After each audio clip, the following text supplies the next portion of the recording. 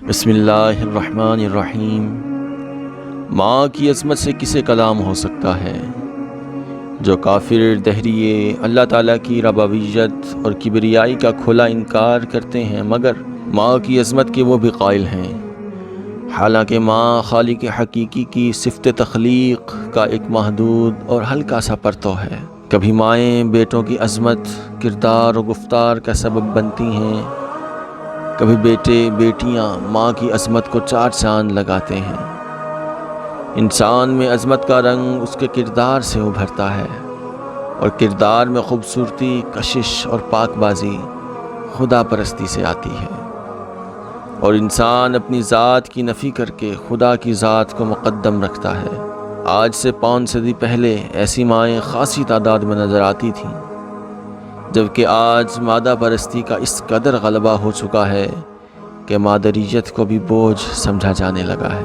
انسانیت کا عکس ماں ہے۔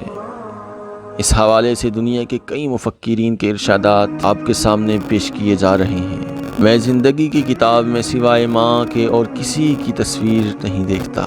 ہر شخص انسانیت کی حقیقی تصویر اپنی ماں کے چہرے پر دیکھ سکتا ہے۔ دنیا کی تمام مسرتیں پیار سے ماں کہتے ہی مل جاتی ہیں۔ میں زندگی میں صرف 2 ہی ہستیوں کے سامنے جھکا ہوں، ایک میرا خدا، دوسری میری ماں۔ اس بات سے ہمیشہ ڈرو کہ ماں نفرت سے آسمان کی طرف ہاتھ اٹھائے۔ سخت سے سخت دل کو بھی ماں کی پرنم آنکھوں سے موم کیا جا سکتا ہے۔ ماں سے ہمدردی کی توقع رکھنے کی بجائے ماں کا ہمدرد ہونا چاہیے۔ بچے کے لیے سب سے اچھی جگہ ماں کا دل ہے۔ آسمان کا بہترین اور آخری تحفہ ماں ہے۔